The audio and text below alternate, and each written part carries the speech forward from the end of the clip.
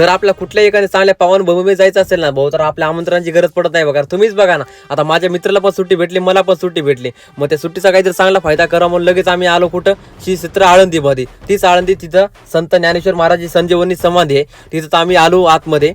तर पाणी वगैरे एकदम चांगलं होतं, त्या पाणी वगैरे आंघोळ करायची इच्छा झाली माझी, पण आंघोळ वगैरे नाही केली आम्ही. हातपाय वगैरे धुतले एकदम चांगल्यापैकी.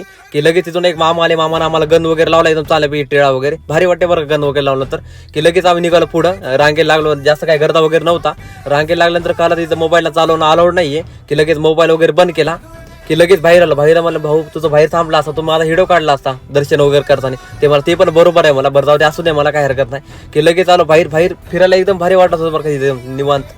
की लगेच थोड्या 5 ते 10 मिनिटांमध्ये एवढा पाऊस जोरात चालू झाला ना भाऊ, विचारूच नका.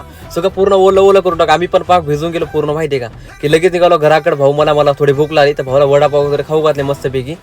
की भाऊ मला पुढं कुठं जायचं, भाऊला म्हणलं तुला तुम्ही अशा चांगल्या ठिकाणी घेऊन जाता ना भाऊ, तिथे गेला त्या डोळ्यातून डायरेक्ट पाणी येणार आहे. ते मला असं कुठं, त्याला म्हणलं चल भाऊ तुळापूरमध्ये घेऊन जातो. हेच तुळापूर तर छत्रपती संभाजी महाराज छोटे तुकडे केले होते, तिथच्या काही लोकांनी ते तुकडे जमा करून त्याला शिवून छत्रपती संभाजी महाराजांची समाधी तयार केली होती. हीच ते पावनभूमी आहे म्हणलं. तर भाऊ मला खरं आहे राव, खरंच आपले गद्र राव देव ना, छत्रपती संभाजी महाराज टक्कर देण्या या पृथ्वी तलाव कोणी तयार झाला नव्हतं, माहिती आहे का.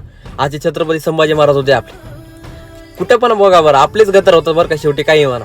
तर तिचं दर्शन वगैरे केलं. तर बाजूला एक 3 नदीचा संगम आहे, तिथं म्हणजे इंद्रायणी, भामा नदी, भीमा नदी, त्या नदीचा संगम होतो. तिचा फोटो वगैरे काढले आम्ही. लगेच आलो संगमेश्वर मंदिर, तेच म्हणजे बाजूला एक महादेवाचं मंदिर होतं जुनं, तिचं दर्शन वगैरे केलं आम्ही. खरंच राव आपले गद्र होते हो. तर छत्रपती संभाजी महाराजांना हात लावणार कोणी पैदा झाला नसता, हे लक्षात ठेवा. हा.